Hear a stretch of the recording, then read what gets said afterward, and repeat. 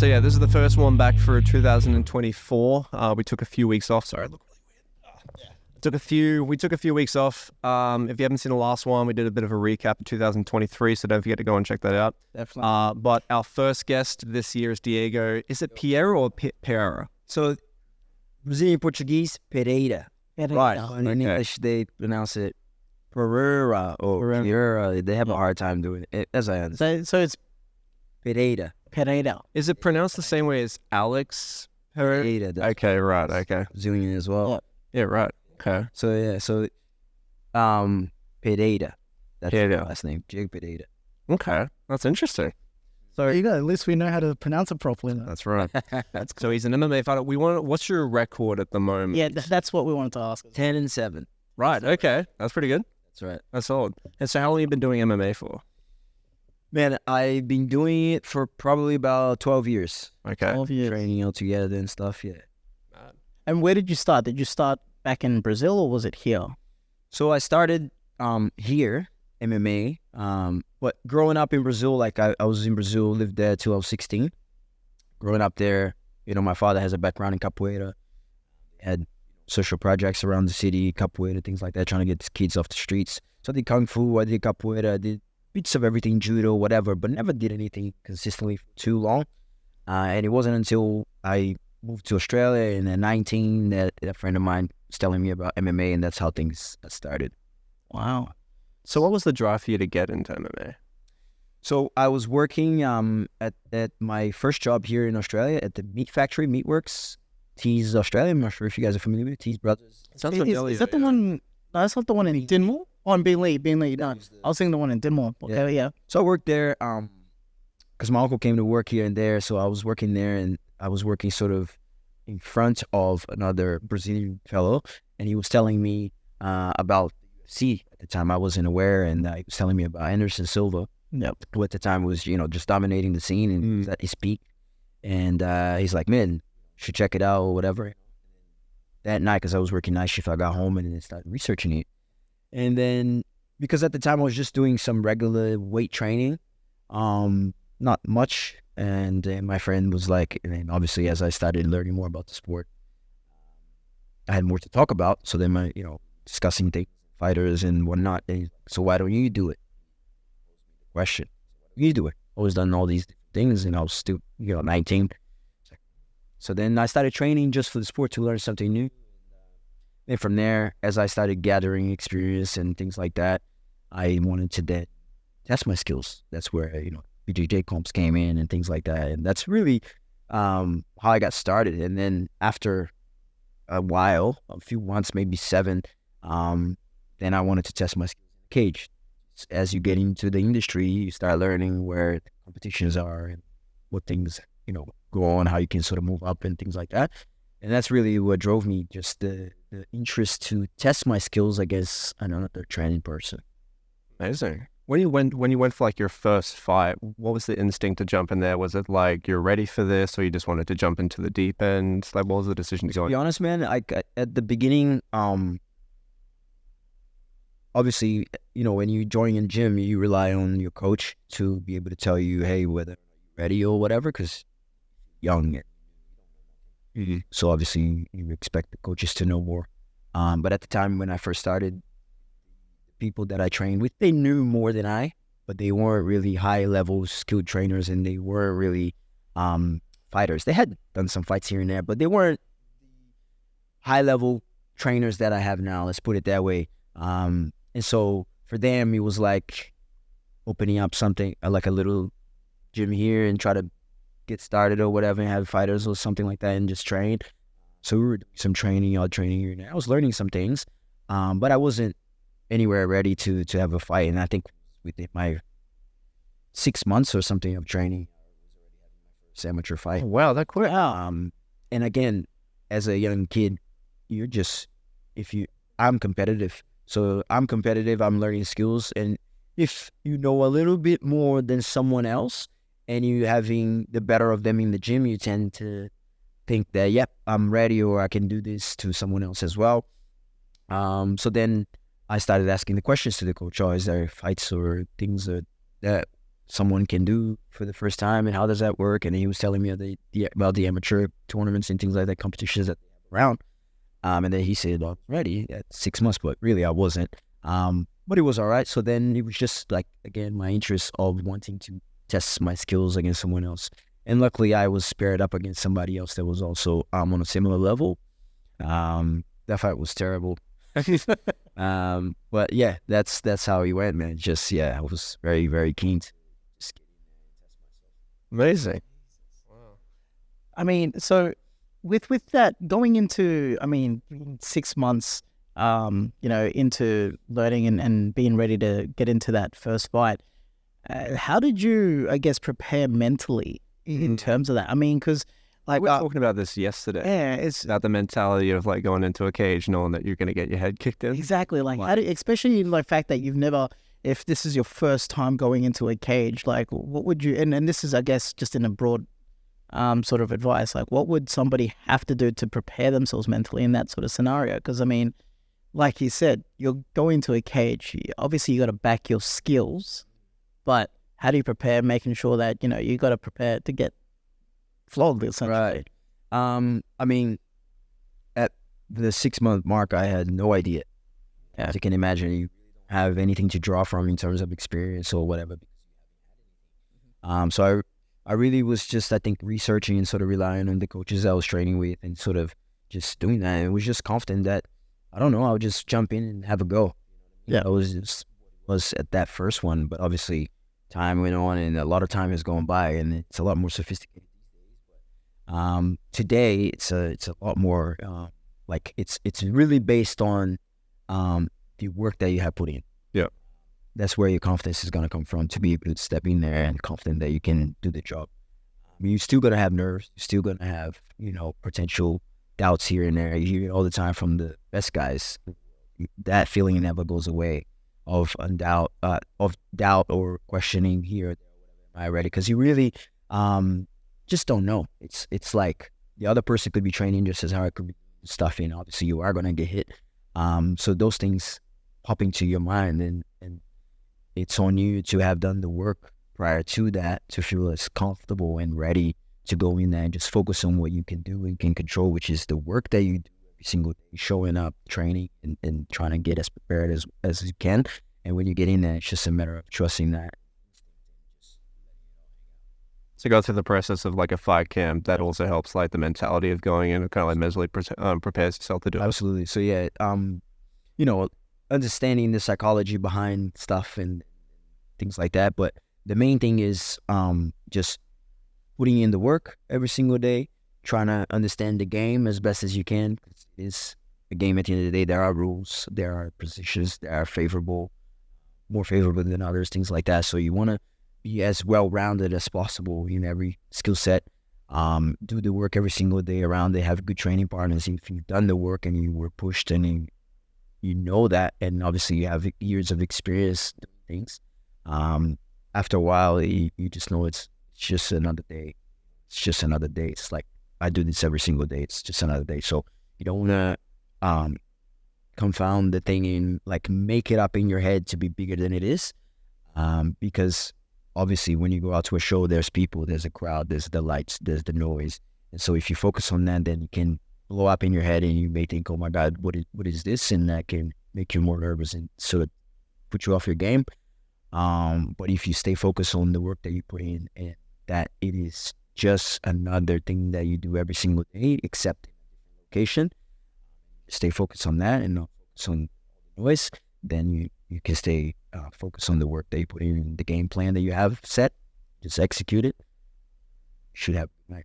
I've actually been thinking about that, like, because we watch a lot of UFC, and like I've always wondered like what goes through a fighter's head when like walking to the octagon and there's like just sometimes tens of thousands of people just screaming at you. Like, has there been cases where that's gotten to you a little bit, or are you kind of like trying to block it out? Yeah, it definitely can happen because it's like your friends and family are going to be there, and other fans and people that support you and other people. And then you might be on TV, and then, you'll be broadcast to the rest of the world, that kind of stuff. So that, like, again, if you focus on that, that can definitely get to you. But you just got to bring yourself back to what it is, and it's like you don't have any control over the outside factors. This other guy can do, they have done to train to beat you, all that stuff. You don't focus on that. You only try to focus absolutely the one thing they can control, which is every single day showing up and trying to be as well prepared as you can, and then going out there and just. So essentially, it's like having tunnel vision and blocking everything, all the external factors out, and just, you're focusing on the man that you're going to be standing in front of you. I mean, that's pretty. Would you say that that's a skill that you need to? I guess it takes time to develop properly to block everything out, or would you say that? I mean, I guess would it come natural to you personally? I definitely think it's a skill that can be developed. Because again, at that first fight 12 years ago, not even 12, maybe, years ago, I wasn't like that, because you just, again, you don't have experience to draw from. So it's definitely a skill that can be developed through trial and error. Sometimes you may think that inexperienced person may think, oh yeah, you got to be angry, you got to want to go out there and take this person's head off. But in a combat situation, you want to be as cool, calm as possible. But if you don't have experience, you don't know that. So you only learn that through trial and error, through research, through experience, through watching, to wanting to just get better and improve. Going out there, doing the angry version, gassing out and throwing everything to the wind. And now you've got another 10 minutes to go. This person is fresh in front of you. Get your ass whooped. Realize that's not the best way to go. Then you start wanting to learn there a better way. And so you start looking for other people that have done it before you and have been successful. What are they doing? You know what I mean? Like, guys such as Anderson Silva got me started.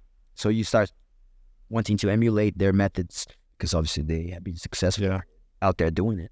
And then you started learning about others, and you sort of pick those things that work for them and see if they work for you. And then through trial and error, you start adapting it to your own game, and that's really how it goes. But it's definitely a skill that you can develop.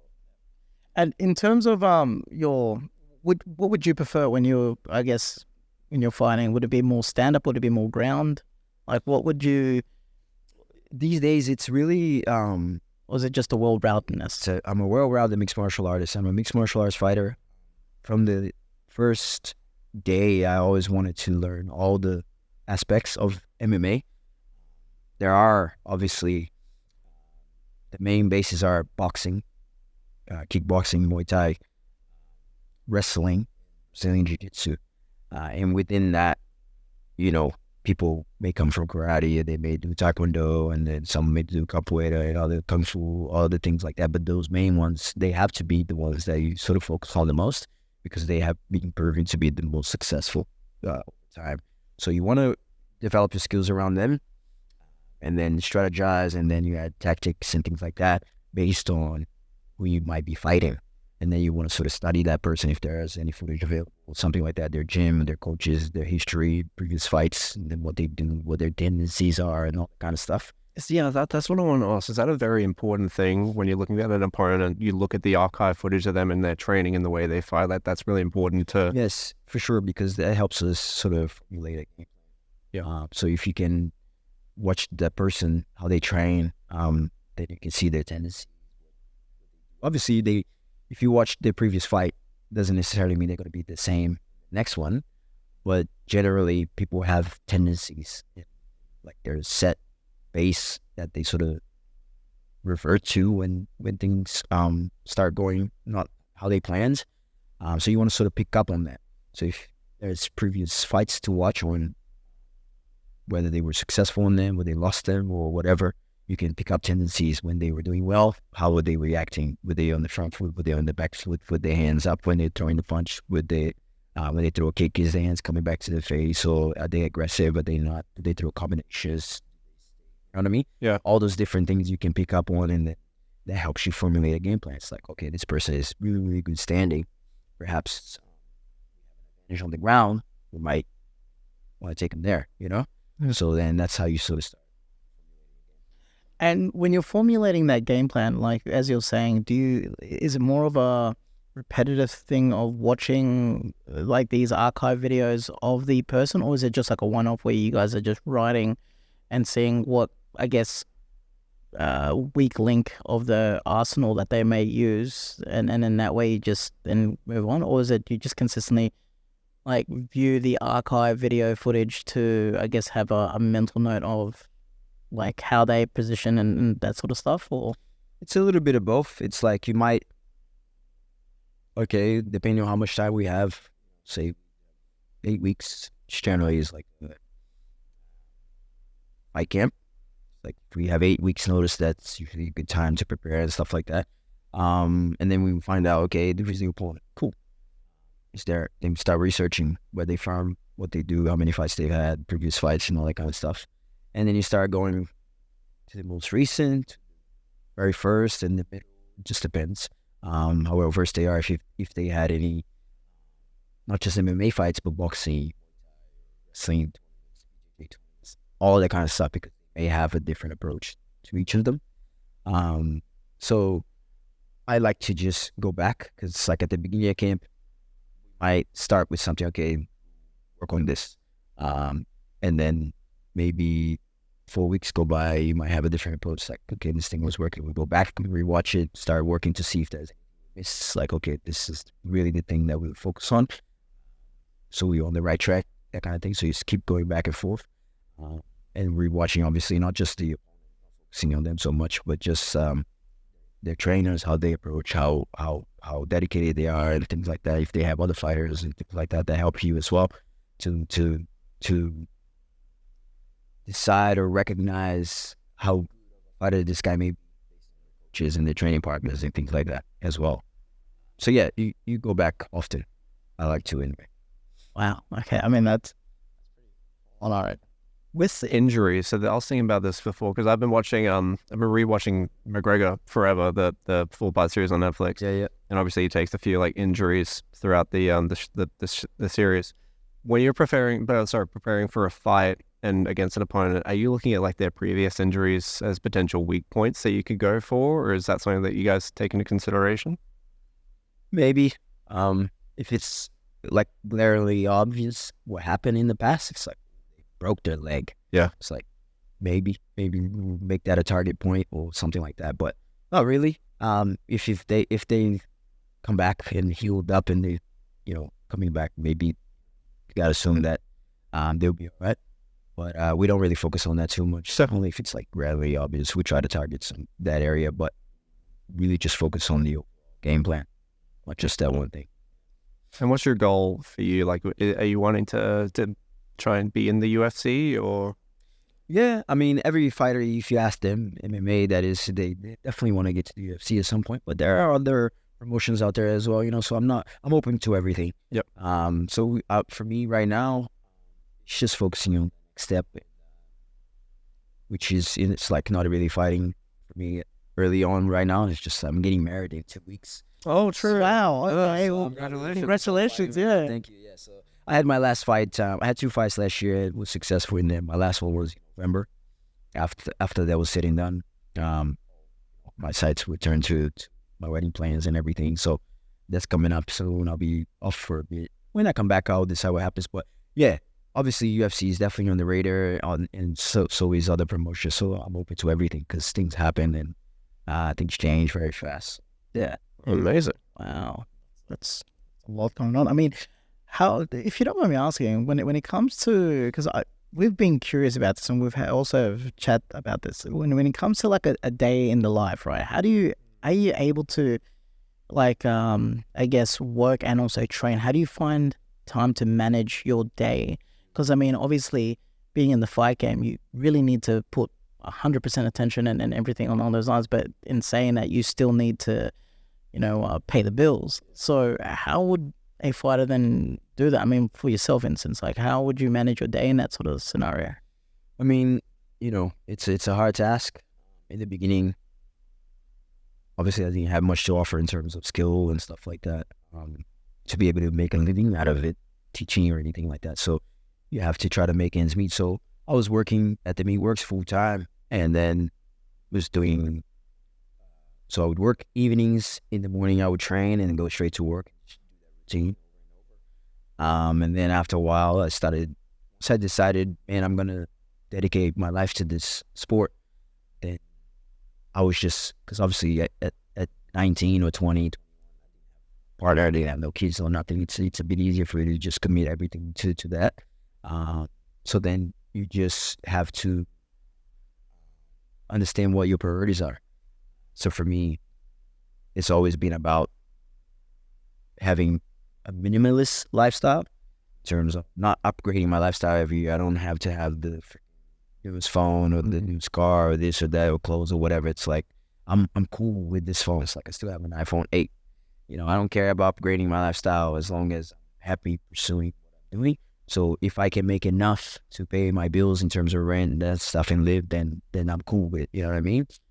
So early on, I understood that. So once I gave up the full-time job, I was looking for, okay, what are the casual gigs that I can do that can help me earn some money and to this. And so security was, I started doing security, and maybe Uber came around, started doing all that kind of stuff. All these little gigs can be helpful.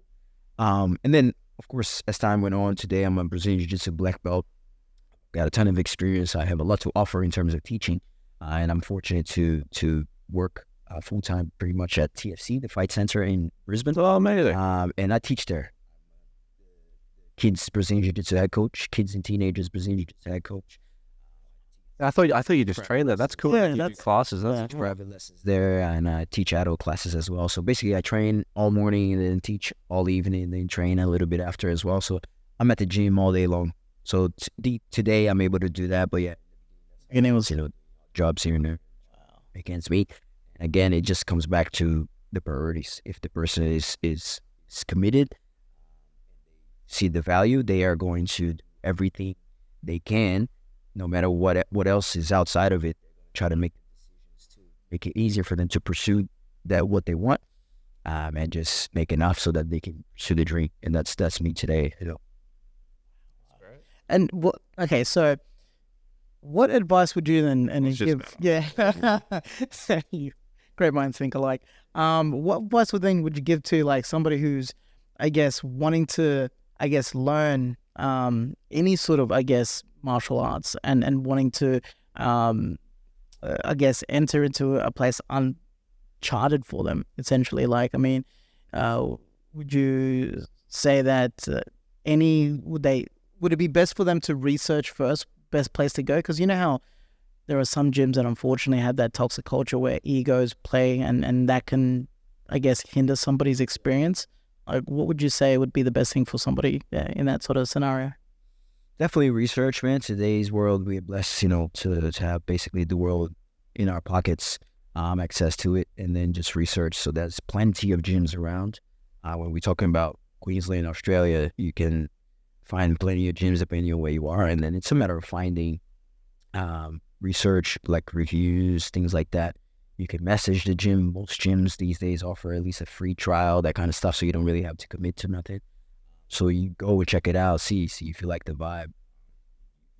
Straight after, when you walk in through the door, you can sort of get a sense for what's going on, and if the people are cool and what they are like, if they're mean or if they're just trying to be tough guys, or if they're legit, they're really genuine about it, want to see you, teach you a skill, see the community grow, and that kind of stuff. If they cater for all levels and all that kind of stuff, when you do that trial, you should be able to get a sense for it. Some gyms offer day trials, some gyms trial. So it's really about researching, trying to find the reputation of the coach, the reputation of the gym.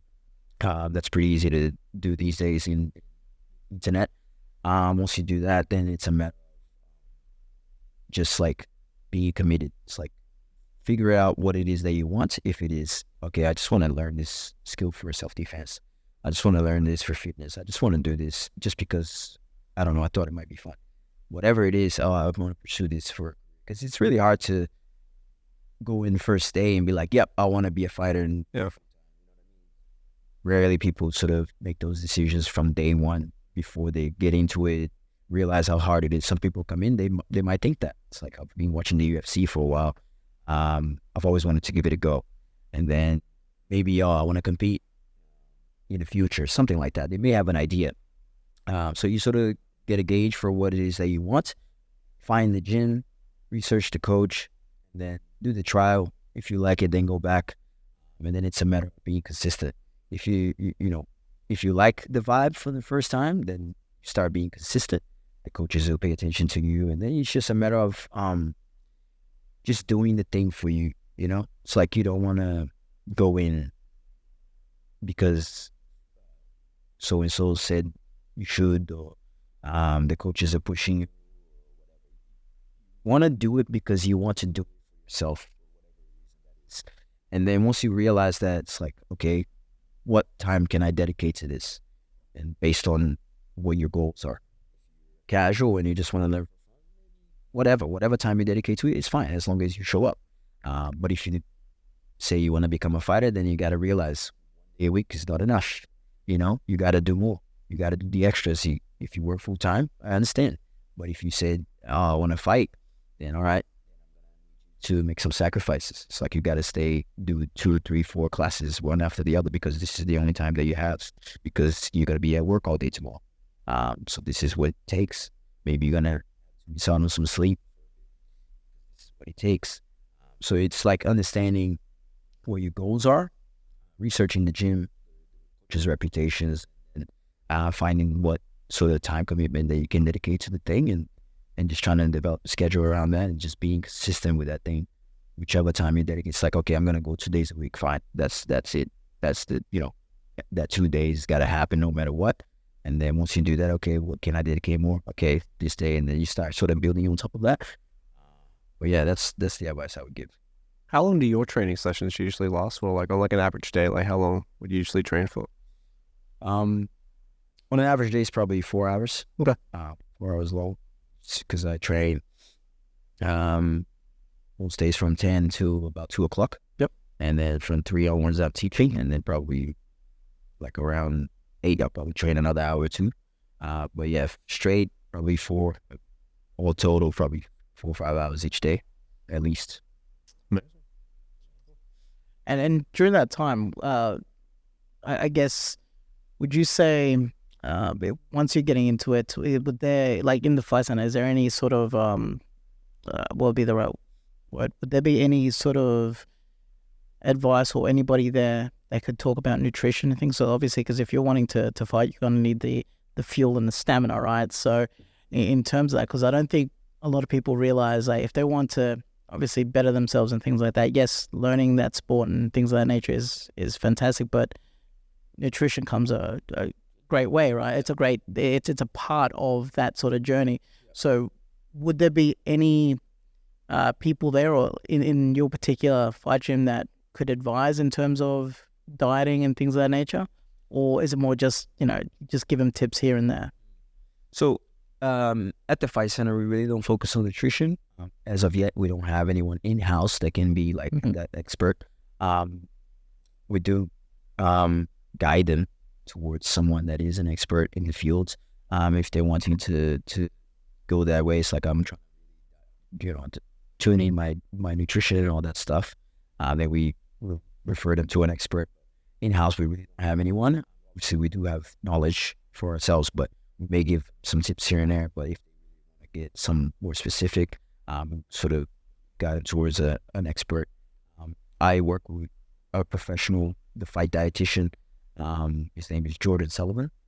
He's dominating the field at the moment in mixed martial arts and all fields, really racing and things like that. But really dominating the MMA scene. Works with the likes of Israel Adesanya and the current welterweight champion Leon Edwards. So I started with him. Fortunate to have his guidance for many years. So I've sort of learned what he calls intuitive eating. After a while, once you sort of commit yourself to the industry and you do this thing over, understand it's like, I got to be a specific weight at a certain time. So you really don't let your weight sort of blow up out of proportions at any one point. You're sort of staying within a certain range. And you intuitively eating based on the knowledge that you gather over the years, what's carbs, what's proteins, how much of this, how much of that, fats or whatever, supplements and all that kind of stuff. So it can get really specific. So obviously we give people advice like that. So yes, we'll refer them to either Jordy or someone else. So I was just going to say, what weight class do you fight at? Featherweight. Featherweight. Okay. 66 kilograms. Okay. Is that your natural weight, or do you have to train to keep it down that low, or? No. So I walk around normally like 75 kilograms. Okay. Yep. Um, and, and so I maintain it around that 74, 75 all year round.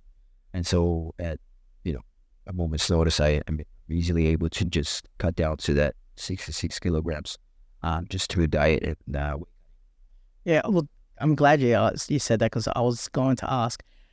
Can you talk us through, like, in terms of how taxing it is to cut weight? I mean, because being like somebody who our experiences, we watch it through TV and stuff, in terms of, like, say, The Ultimate Fighter, things of that nature. It seems absolutely grueling. Like, mentally, how taxing is it to literally cut weight and I guess. You're talking about cutting weight, isn't like Yeah, like cutting with the day weigh-ins before or- weigh-ins. Yeah, sorry, my apologies. Should have been more So specific. you meant like just No, like that would be just normal Yeah. exercise. But the day before, like that cut and wait period of not eating, no hydration, things of that nature, how taxing and grueling is it mentally? It's definitely not easy, man, but it can be made easier and safer if you follow a protocol these days. It's there's a lot of science behind the process. Guys like the Fight Dietitian and his team have really revolutionized the game through research and everything. He's a tremendous expert in the field. He puts a lot of free content out there. So I've learned a lot over the years.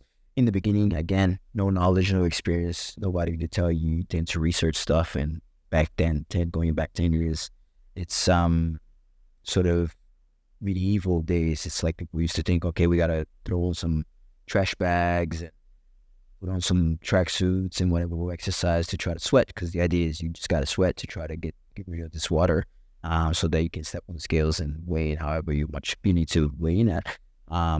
So that process can be made very, very difficult and hard and grueling if you're trying to cut big weight. But these days, if you follow the science and you are disciplined with your diet throughout the year and correctly training, discipline, and you maintain your weight within a specific range, then that process can be made easier. So it is still grueling and it's not fun, because for that fight week, we'll call it, from like the sun. So generally, fight happens Saturday, Friday. So you have between 24 to 36 hours to rehydrate, depending on the event. So starting on the Sunday of fight week, you might start what we call water loading.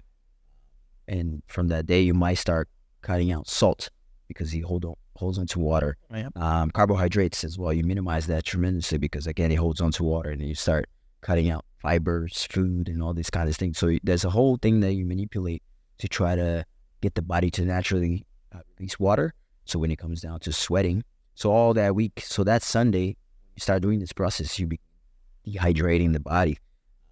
So, after a few days of doing that, it's not nice, because you're taking out important elements from the body that makes you function. So yeah, it sucks. But again, it can be made easier if you do the process correctly, and it doesn't suck as bad, but it can be terrible if you try to cut tremendous amounts of weights and you protocol correctly, you're eating the wrong foods and all that kind of stuff. And you're cutting water too early. So it can be very, very bad. But when you do it right, it can be, a noble process. And it's something that it's just another day and a part of the process as well. But yeah, it's never fun to go through that fight week cut, and the day before as well. But yeah, you learn and get better as you sort of surround yourself with experts and people that know what to do. The process can be made much easier. Less. I know it, like, you just got to keep doing it until you hit the weight. But like, what's the normal like length of time that it takes to cut out the weight? It really depends how much the person is trying to cut. Myself, I usually have between probably like 3 kgs to do, so say Thursday night to that, because usually I weigh in Friday mornings. So I usually have between 3 kgs to do between that Thursday night and Friday morning. So let's say the weigh-ins is at 11 a.m. on the Friday. Probably half or most of, depending on how I'm feeling, half or most of that water cut on the Thursday night.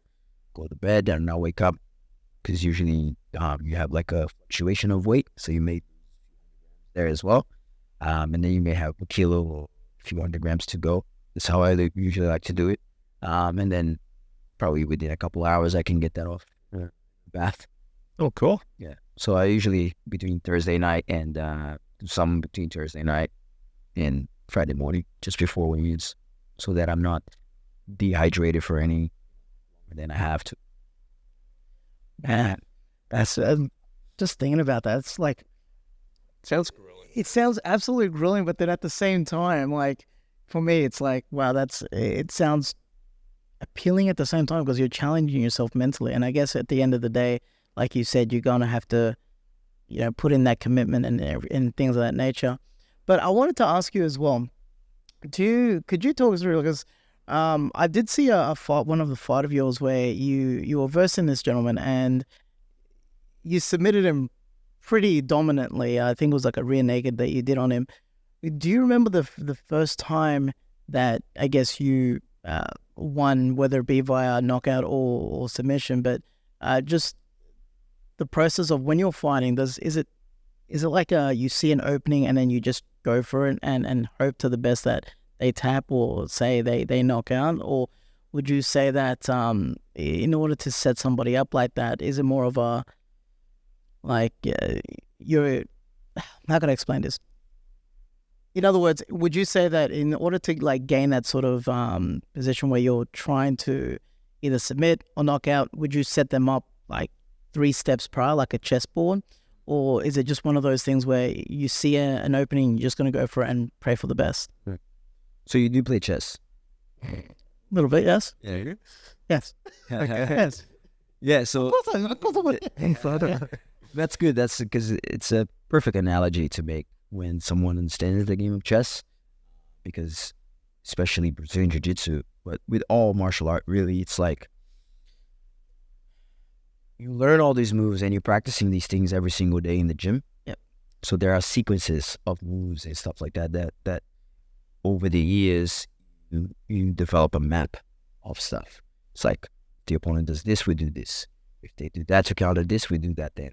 If they do this, we do that. You know what I mean? So there's a sequence in the counters and there's a whole picture as you start pulling your way. The more moves you learn and more tactics and strategies and things you do over the years, you just have this bag full of tools and stuff like that. So coming back to the game plan, if you game plan a specific thing for the opponent, for example, okay, my last fight, the game plan was we recognized that the opponent was vulnerable to leg kicks.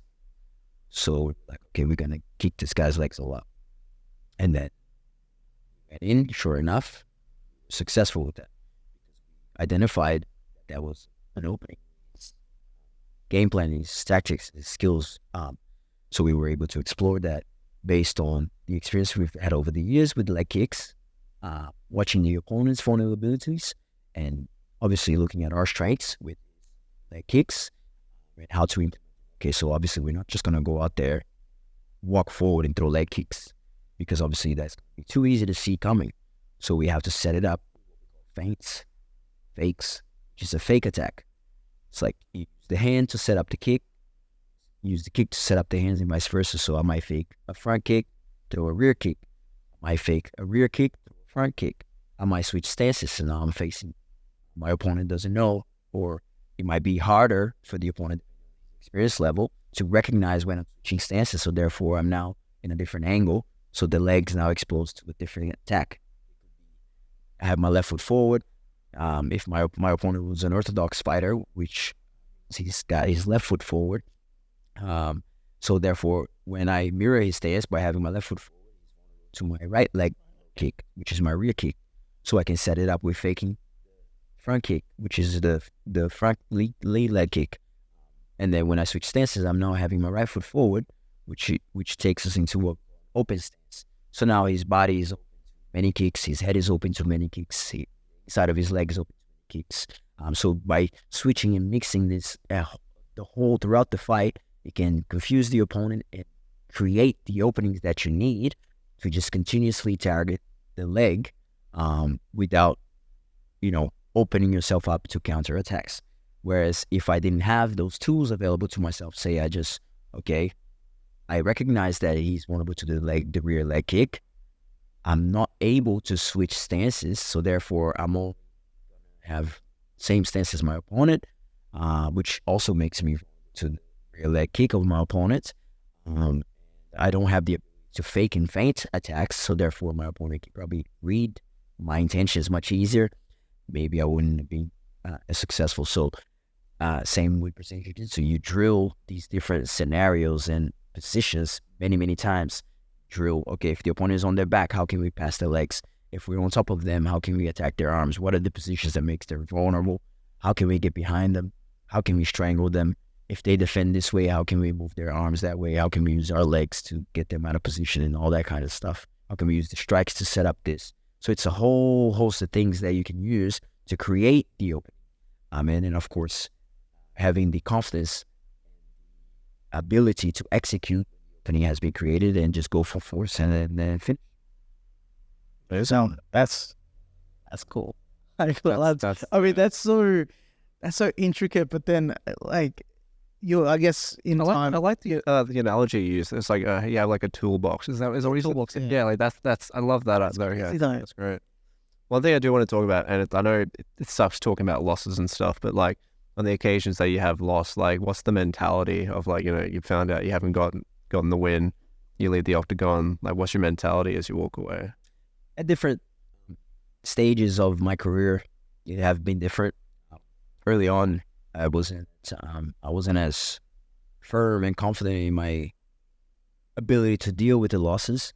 I was all about the outcome. I was focusing too much on the outcome, so therefore when the outcome wasn't favorable, it would hit me a lot harder. But as the time goes on and I get more experience and I understand how things are, and I shouldn't really focus on the outcome because I can't control that. That's with anything in life. I cannot control the outcome. What I can control is what I can do in the moments, how well I prepared. So these days, it's like, man, I'm going to go out there and I'm going to do my best, the best of my ability, and I'm going to try to obviously win without focusing on that outcome and just focusing on each step of every single second. Okay, we're here, standing here. What's the game plan? So I got to execute it every single second. So just staying focused on that every single moment, and the outcome will take care of itself. And then whatever happens, whether I win or lose, if I lost, if having that sort of mindset, I'm okay with the thing because I know that that's going to teach me something.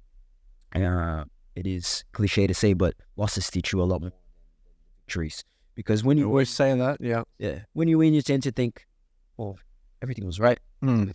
Very rarely you go back and it's like, won, especially if you win dominantly and you do that consecutively. It's like, well, say I'm on a whatever win streak, beating these people, you've done all the things that you wanted. There's probably not many things to fix, you tend to, because your confidence gets sort of, you build that up in your head. But when you lose, now you start thinking back. It's like, oh, what happened? I thought that I was going to be able to do X, Y, and Z, but it didn't work. So then you start thinking of how to fix those things. So you learn a lot more from them because obviously the opponent was able to expose something in your game that you weren't aware of. So you learn a lot from those things. So by having the mindset of focusing on the moments, being present, letting the outcome take care of itself, whatever happens when so you can then just accept on, learn that this will make you better, and then come back the next time with improved new outlook, new skill set. So these days I'm much better at dealing with those things because I know it is just a part of the process as well, and you can't. Yeah, I've always said you'll learn a lot more from failure than you ever will from success. Yeah, because like with the business that I run, like there's always shit that goes wrong. And it's like always trying to approach it from the mentality of like, okay, like what can we do to correct that? Like what happened that made that happen? So yeah, I love that. That's beautiful, man. That is, because I was also going to ask you, like in today's game, fight game, because growing up, I guess in my area, because being 40 this year, social media wasn't a huge present at all.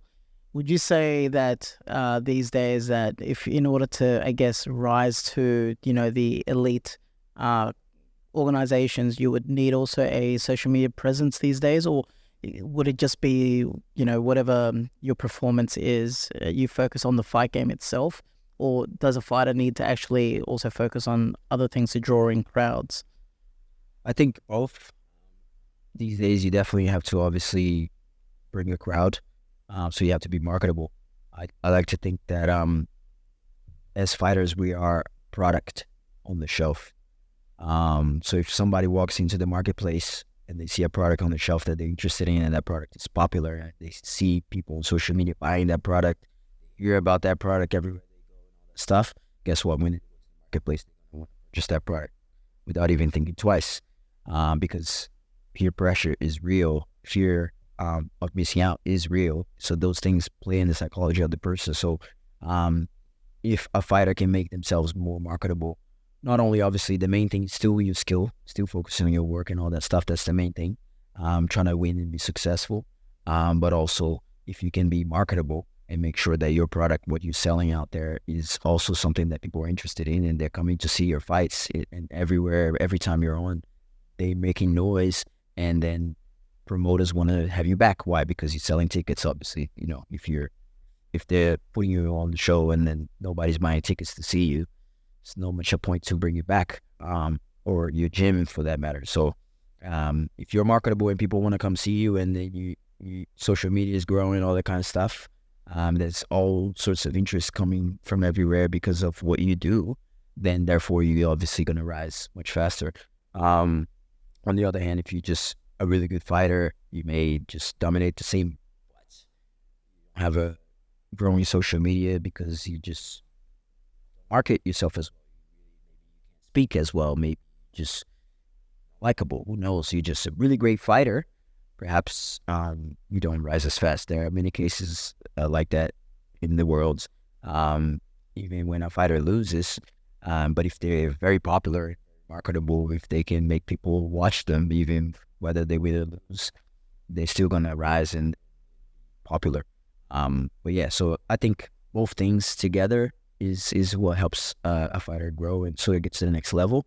But yeah, it's quite difficult to be able to manage those things, and because it's media and stuff like that, it's a whole nother ball game. Yeah, Understanding that it's like getting to the fight game. So you're gonna, what other time are you gonna use to learn about this media stuff? Yeah. So it's a hard thing to learn. So, but yeah, having both is definitely. And do you personally like that sort of side, or like or dislike that sort of side when it comes to the fight game, in terms of the having to market yourself and having to do press conference if you had to, like, to promote the fight, like, or do you just prefer to just focus on that? Or because I know there are some fighters that do enjoy like being able to speak and things of that nature, but you personally, like, going into the fight game, do you just think, nah, look, I don't really want to do this, I just want to focus on what I need to do on the night? Or yeah, I can do that and that's fine, it's no big deal? I definitely enjoy that process as well, because I do look at myself as an entertainer. It's not just I'm fighting. It's not like I'm a gladiator fighting for my life. Shit, that's a good analogy. Back in those days, what I'm saying? It's like today's world, it's like I have to fight, I can do other stuff. So I choose to do it because of the entertainment aspect of it. Obviously, I do it for myself as well. For me personally, it's like I love to go out there and see if I can execute that I've been practicing over the years, can do it against this person that is just as well trained as I am. If I can do it, I get a kick out of it. That's the thrill that we get. So you're able to finish someone with a big knockout or a submission or something like that and just dominate them in any way you want with the skills that you've learned over the years. That's the stuff. And then obviously other people seeing it from the outside, they get entertained by that. They go, wow, because maybe they don't train, maybe they don't see themselves doing that. So that blows their mind. So for me, that's what gets me excited as well, creating those moments and then going back and rewatching it. It's like, shit, I did that.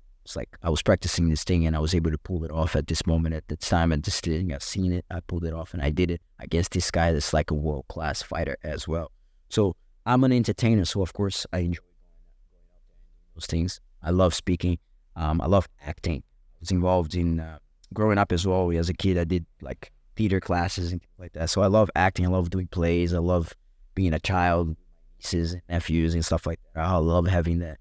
And now teaching kids for over a year now, you know, just seeing how they react and having to have this young mindset of childlike mindset to communicate with the kid and all that stuff. It's like they have a different way of seeing things. So you got to cultivate that as an adult as well, I feel, and never let that die within yourself, and still see things like playing with a doll or having whatever as a cool thing, and be able to understand that from a child's perspective. It's like they have a different mindset.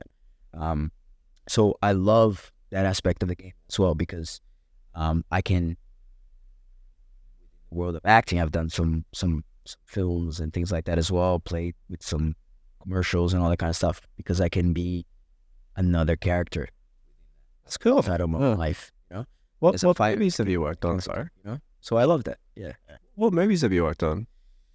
Man, I've done some, like when I was, for a period there, I was trying to actually chase fighting and acting, because I wanted to sort of put the two together.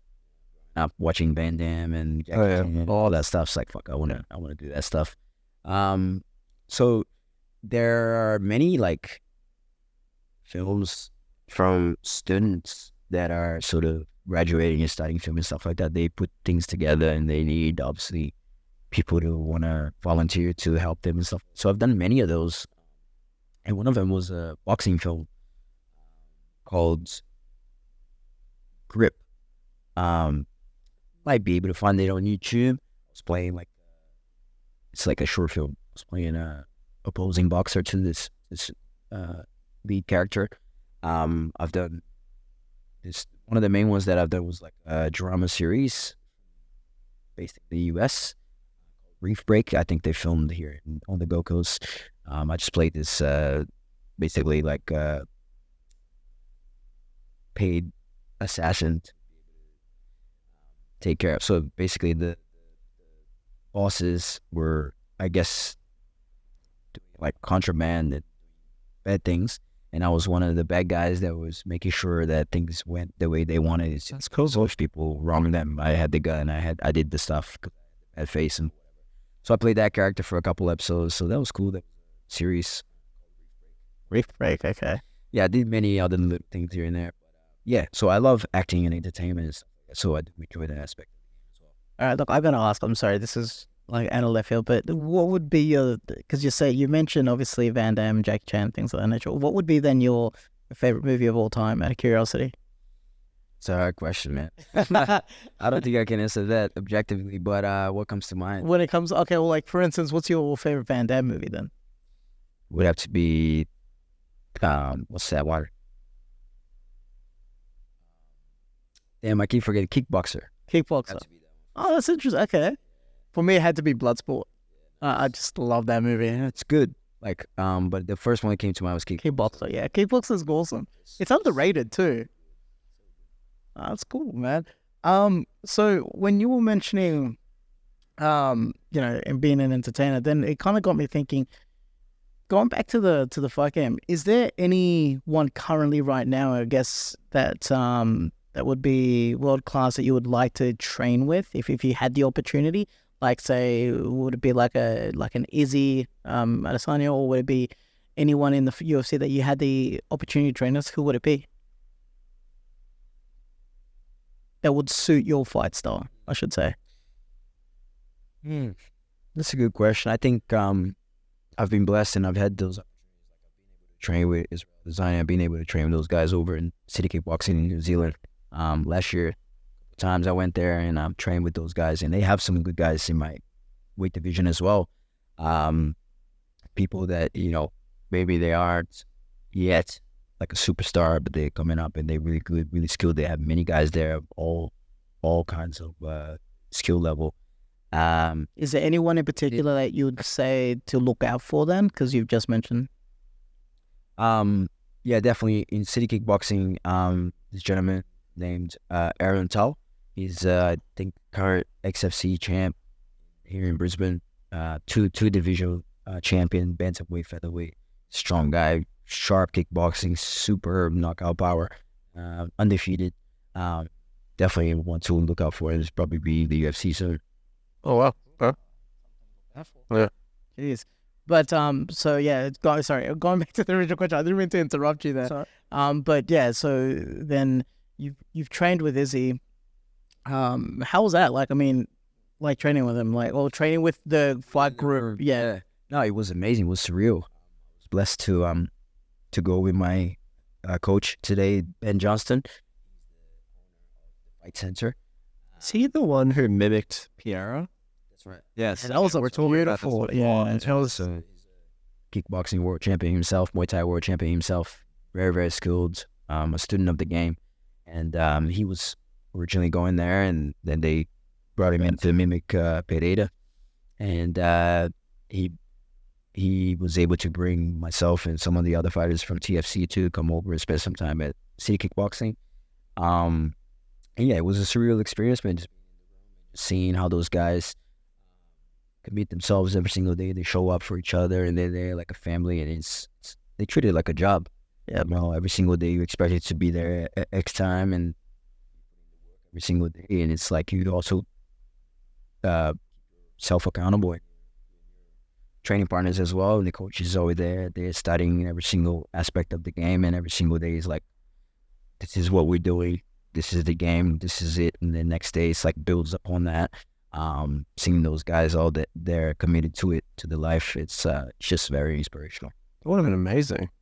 What's your take on the last fight Izzy had with Sean Strickland? What's your thoughts on Izzy and like his like everything that happened with him in that fight?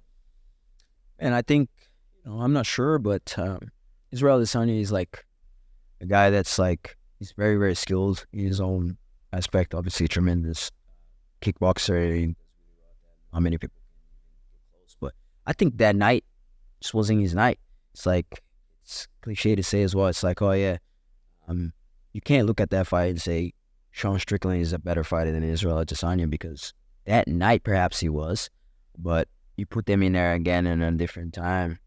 I agree with that. I don't think Sean's the better fighter at all. So it's just whatever was happening. Maybe I don't know, but Israel's mindset, or who knows what was happening day to day. If he had any injuries, or if something was going on, you could clearly see it was himself, his previous self from those fights in there. But also you got to give credit to Sean Strickland. It's like underdog comes in, nothing to lose. Like, people like that are dangerous, and they just, like he did, you just walked him down with no respect. And people tend to go in there and fight Israel sort of looking back at his accolades and these fights that he's done. Maybe they give him too much respect or something like that tends to play in his favor. Sean Strickland, by not having anything to lose, the huge underdog that he was, probably already believed that he couldn't beat him, maybe. So he was like, what else have I got to lose? So I'm just going to go in there and just do my thing. That helped him. Coupled that with maybe Israel not being himself on the night, just played in his favor. So who knows, man? But I think that was just Strickland's night, and I think once they meet again, it's just gonna be a different. Yeah, I was there when it happened, and like, cause I hadn't seen many fights from Sean up until that point, so I really wasn't aware of him as a fighter. And like, I thought the media and everything leading up to that fight, like, because he's a very chill dude, like, you know, he's like a say it how it is kind of guy. But I really didn't see like anything like dialed in like Izzy. So that was like a major like shock to me. That was also shocked. One of the biggest upsets in mixed martial arts history. Yeah. I think Izzy said he's going to take a bit of time off though. I think he's going to just kind of like recoup and just trying to just go back to basics. I think that's what he said. Good on him, man. He's probably accomplished everything there is to accomplish within his division, you know. Definitely excited to see him back. Yeah, absolutely. Do you have any fights coming up at all, or anything on the horizon? Or no, nothing on the horizon. See, just focusing on the wedding, and when we come back from that, we'll see. But I'm just training and upskilling. Amazing.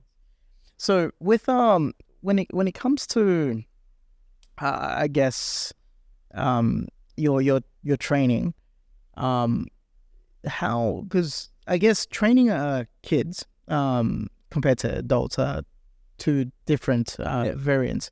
How do you get kids to then focus and actually try to understand, I guess, those natural movements and try to mimic them and to, I guess, have it embedded in them so they know what to do next time? Like, because I mean, you know how some kids, their attention spans are very limited. Like, how would you do it then as a trainer then to get them to understand those? I guess that, is it really drilled in, or is it more like kids have fun? This is what we're going to show you and leave it like that, and then the natural ones will pick it up automatically. You definitely have to like, because I think a lot of his trial and error from the first day that I started teaching kids to now, it's a completely different approach. First day because obviously up until then I only had experience teaching adults. So I'm very analytical, I'm very detailed to my approach and how I teach stuff, especially Brazilian Jiu-Jitsu. Like, this is step by step, this is how we get here. So I try to do that with the kids. Again, like you said, attention span is not there. So they tend to start looking away and then they miss the whole point. So you have to try to make it fun, make it game-wise. So then myself, I had to go back and try to learn how to actually teach kids, research, learning how the approach is and understand so the kids' mindset. And day to day, I started getting better with it. But it's just about repetition. It's like, if I show something today, I can't go back tomorrow and teach something new because they're not going to pick it up, you know? They're going to have forgotten what we've done yesterday, especially if they just done their first class.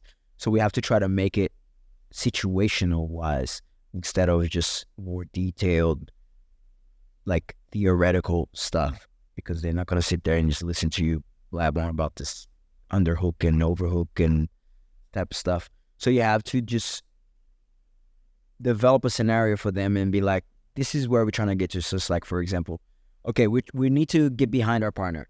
They understand that straight away. It's like, how we do it. And then you show them an example. It's like, just grab the arm, pull it across, and then start trying to run behind your partner. Get your hands together. Go. And then they understand that because it's like, naturally kids want to wrestle and grapple and have sort of rough and tumble play. And then straight away they start understanding one of the best concepts in Brazilian Jiu-Jitsu, which is if you can get behind your opponent, you have the advantage. But you don't start by saying that to them. It's like, oh yeah, theoretically we want to get behind because of this, that. It's like, get the arm, get behind your partner, get the hands together. Oh, this is fun. I can do that. So they start running around each other, trying to get behind each other. Or might start, okay, when we try to teach them some wrestling, it's like, okay, grabbing the legs and putting them down is important. You can do it technically. There are steps to it and all this stuff. But if we talk about the steps with the kids, they understand.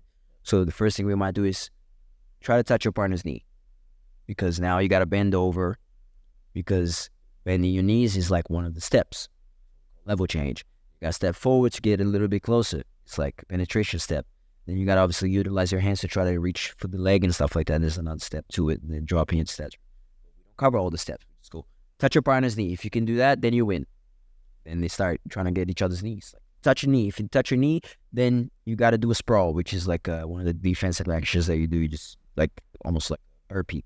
Drop on your hands, do a sprawl. So now they're learning two things. It's like, if your partner catches you on your knee, then you got to do a sprawl.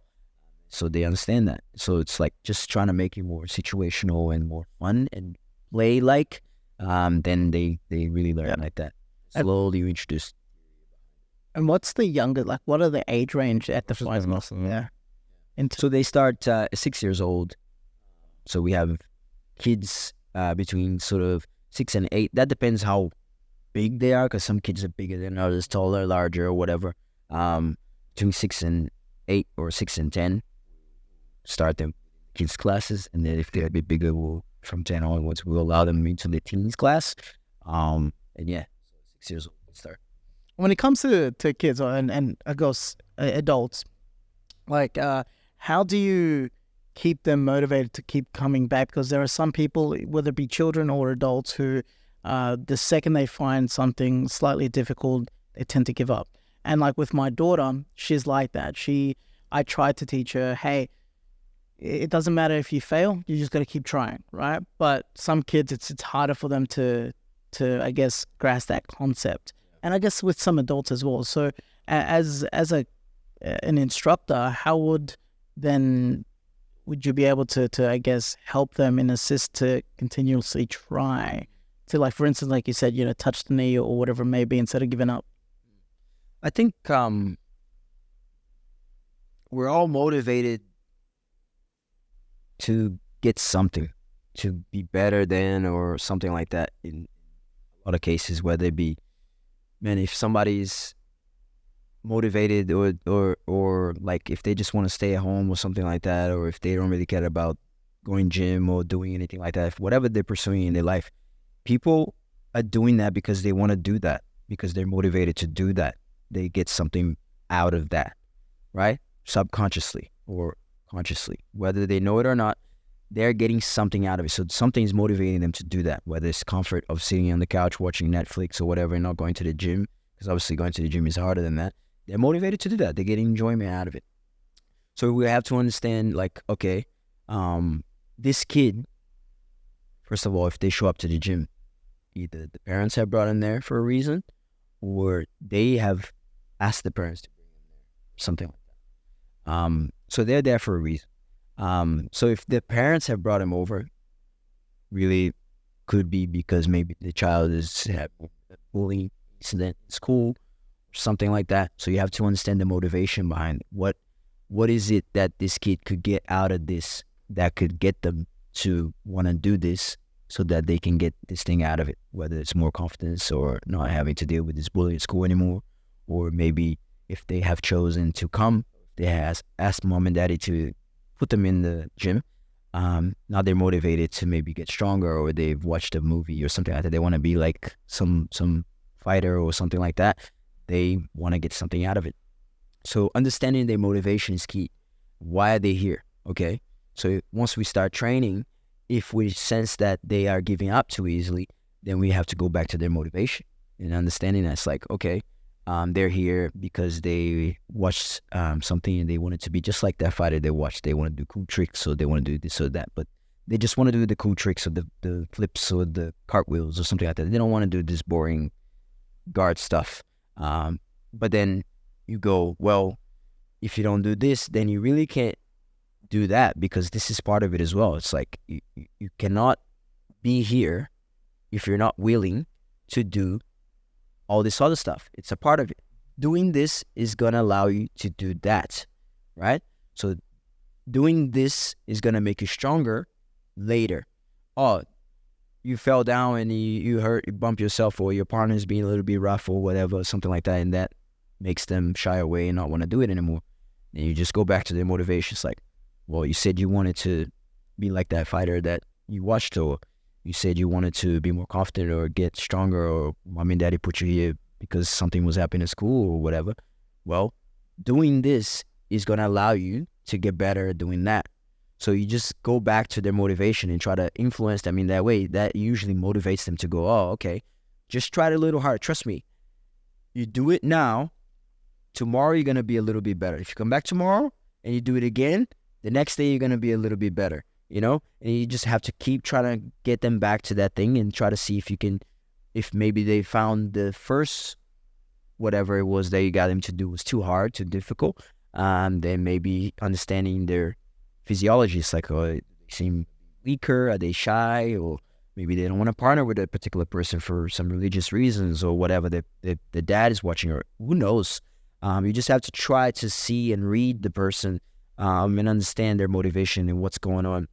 If you can change things around to help them around it, then you do. But it's just going back to what motivates them, why they're here, and trying to tell them, if you do this, this is what's going to allow you to get what you want. Yeah.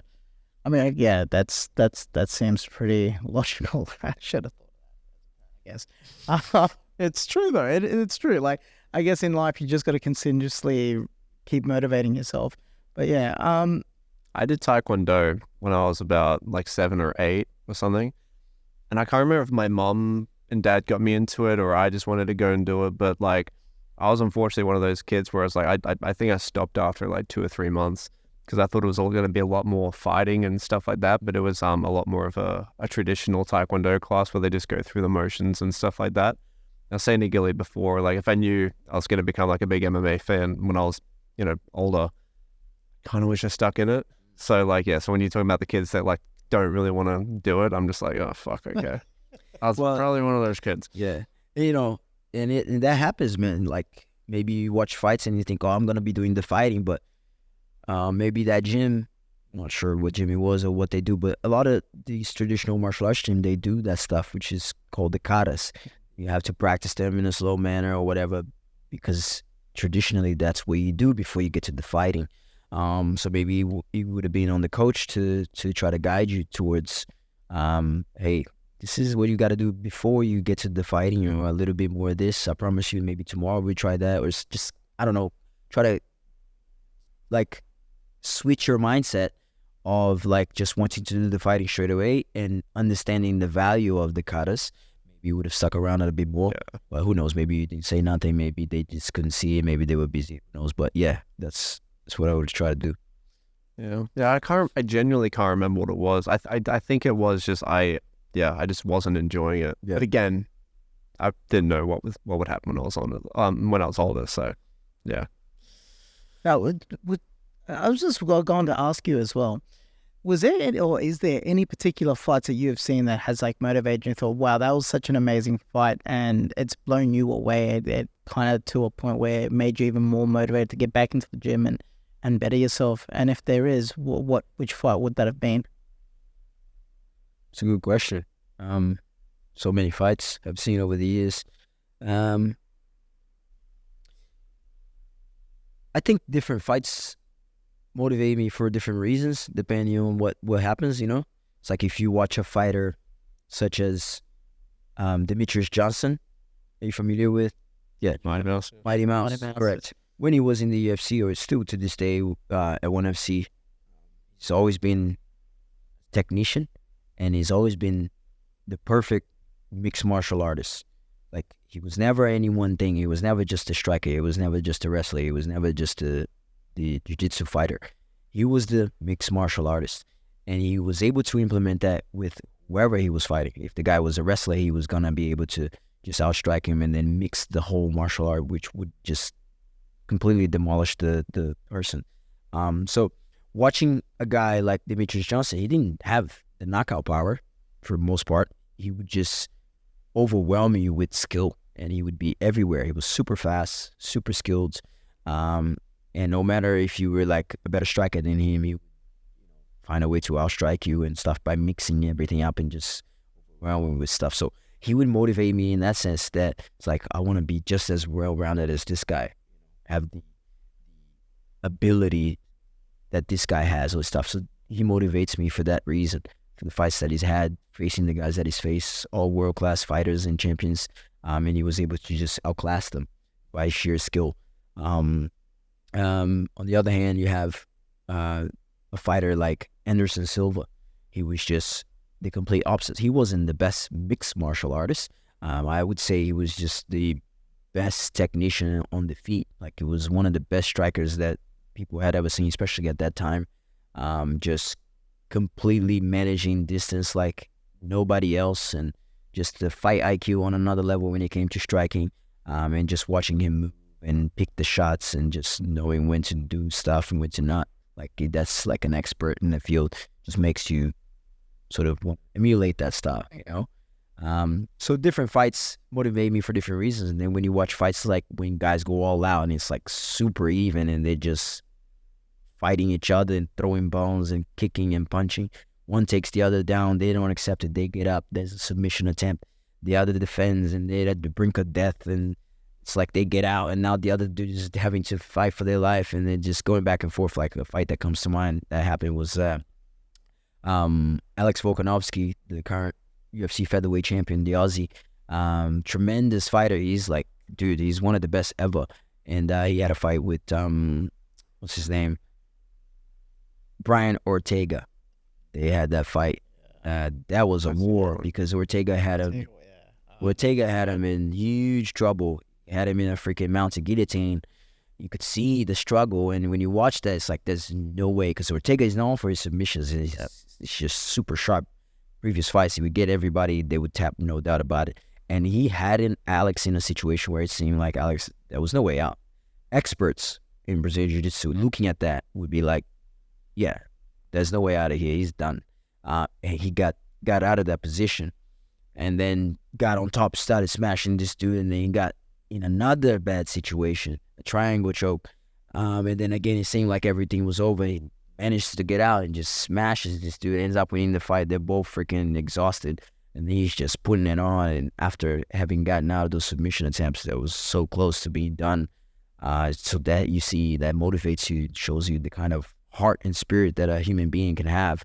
If you're willing to go through that stuff, it's not over. It's like he showed another level to what the human spirit can be. It's like, man, if you're willing to put in the work and stuff, and when you believe in your capabilities, then you can go in there, no matter the situation that to go through it, you can come out in the other end and still see the light of day. So, different fights motivate me for different reasons. That fight, when I watched that, I was like you were saying, I was on my feet going, what the hell is going on? It was insane. Yeah. I mean, I guess for me as well, like one of the ultimate fights that I love watching and rewatching was UFC Vendetta against the current champion at that time was Tim Silva versus Randy Couture. Nice. And the only reason why I love that fight is because Randy was already like super old. Like he was already like past his prime, and he outclassed the champion in the way he was boxing, his ducking, his weaving, and it was such an amazing fight. Yeah.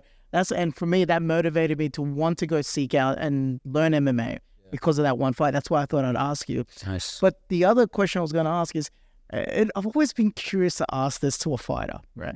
How important is the walkout music? Like, I know that's a stupid question to ask, but like each fighter has like their own style. And like, I was just wondering, for yourself, do you care? Is it like a thing like, oh, this is the song I definitely want to walk out to? Or is it like, whatever, I don't care?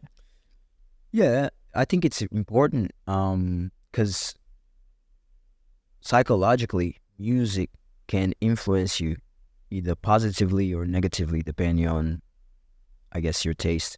So it really depends. Like if a fighter is motivated by aggression, like if they're an aggressive fighter and they are motivated that way and that's their style, generally a more hyped up, pumped up type music can get them to that stage and level.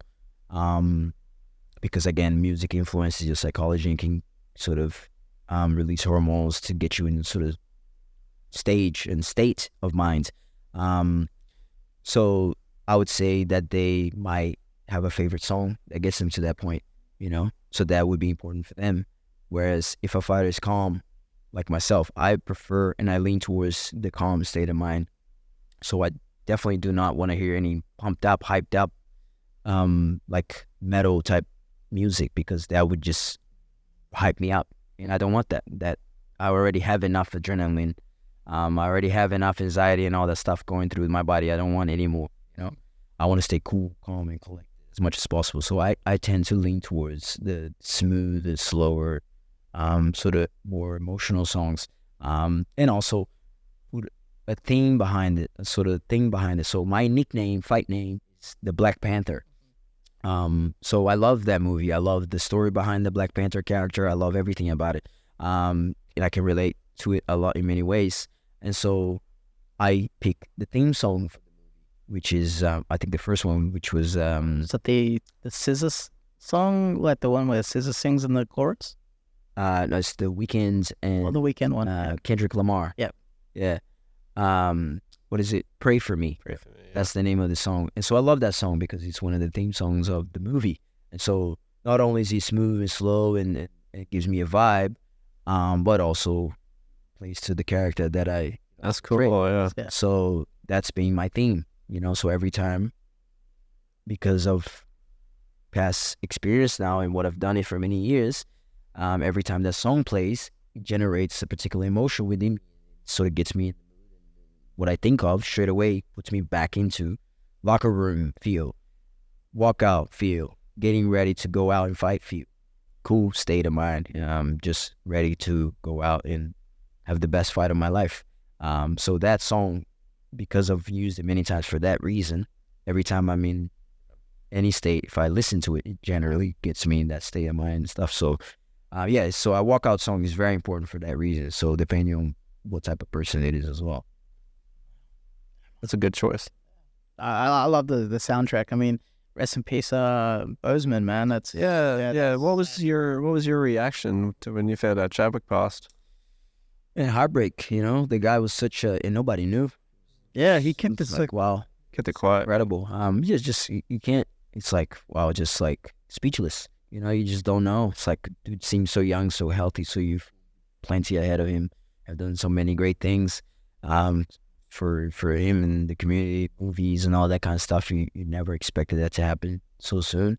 And then boom, next thing you know, the guy's, dealing with something that nobody knows, and it happens to us all, unfortunately. But I was speechless. I was at gym when that happened, and I was did this in between sets, and I thought it was fake. I thought it was like a fake article. Then you Google it, and then you just see all these reports about it. You're like, oh fuck. it was tough. Hard to believe for sure. I was curious to ask you, who would you rank to be your top 3 best fighters that, like, whether it be all time or whatnot? Top 3. I would have to put John Jones. He's coming to Brizzy too. You could train with them. You can train with You him. can Yeah. train with them. Just say, Mind you, it's like almost $1,000, but worth considering. I mean, listen, over the years, I've had the great experiences, and I was fortunate enough to actually train with him. And Really? Wow. Matt, John Jones, and That's cool. took a pic with him. Cool guy. So yeah, this is years go back when I went to Albuquerque, New Mexico. Yep. Spent some time over there at the gym where I used to train at, called Jackson Wink MMA. They used to have dorm rooms in there and stuff, so I stayed there, like did some camps there, and Jones was still there, so obviously got to meet him. Holly Holm, John Dodson, all the greatest greatest fighters in the world. So yeah, John Jones definitely at that top of that list. George St. Pierre, and I would say Anderson Silva as well, top 3. John Jones, George St. Pierre, Anderson Silva, and not in any particular order. Just top 3. It's like so hard to pick between those guys. I think not only for the fighting skills but also character. George St. Pierre, tremendous guy skill wise, but also a great dude in person. When you watching, I never met him, but you can see, and when you follow him and read about him and all that kind of stuff, people that have come in contact with him, what they say and stuff like that. Same about Anderson Silva. Same about John Jones. Jones has had some stuff in the past, but I think still to the core is a great guy. And I think what stands out is obviously their skill. So top 3 fighters: John Jones, George St. Pierre, and Anderson Silva. Oh man, that would have been insane meeting John, because I think you can get like, it is. It's like you can watch them train for like $100, but it was like a meet and greet, and I'm like, oh sweet, $100 for a meet and greet sounds great. And then it was like, no, train to meet him. It's like $999 or something. I'm like, okay, never mind, you're all good. that's pretty cool to do though. Yeah. Anyway. Alrighty. Anything else? Oh man, I mean, look, honestly, I would love to just keep picking your mind, because I'm not gonna look. I'm finding you really inspirational. Like, hands down, you're just this calm, level-headed dude who is super fucking humble by the like you are, dude. And I'm not trying to blow smoke up your ass or anything like that. I'm genuinely like, just it's so cool to meet somebody like that. And I think you've have dropped so many gems just in this podcast that I'm hoping that people are going to view this and that. So, but in saying that, as you said in the beginning that, you train and things of that nature, where exactly could somebody then find you if they wanted to follow you in terms of your Instagram, or how can they book a session with you if they wanted to learn from you? Because I mean, I ain't gonna lie, after this, I'm probably going to be asking you, hey, I want to like at least have some like PT classes with you just to learn the grapple game again. So how can someone go about and doing that? I mean, look, if someone, I think the best way to someone to get in contact with me and follow the journey and stuff is through social media. So I'm on Instagram, Twitter, X, Facebook, as at Mr. Mr. Diego Pereira, my first and last name, Mr. Diego Pereira, Mr. Diego Pereira, on all socials. You can, get in contact with me there if you have any questions, anything like that. And listen, I appreciate the comments. I think it's important for someone to remain humble throughout all stages of life, no matter what levels of success one achieves, because I come from humble beginnings and I know what it's like. And so I always stay true to myself and my roots. And I keep people like that around me as well. So it's cool. But yeah, social media, Mr. Diego Pereira would be one of the best ways to contact me. Well, Thank you for coming. That's thank great you. chatting And with you. I'm hoping that we can get you in again sometime Yeah. soon, because, like, honestly, dude, this was really I really have enjoyed this episode. I don't normally say this at all, but you definitely have a fountain of knowledge that I think would be, awesome to share continuously. I mean, I wish we could fit it all in one episode, but we can't. But maybe sometime, I guess after your wedding, we can grab you back in, and who knows. Yeah. But yeah, man, dude, thank you so much. My pleasure, man. I appreciate you guys, the time and all the effort putting in here, because I think you guys are doing a great thing here. Trying to Thanks, man. Thank you. and share the story and stuff like that. So it's my pleasure to be here today, and thank you so much. All right. Thank you very much for watching, guys. Hopefully you Well, enjoyed, and yeah. Yeah, we'll catch you on the next one. Thank you very much.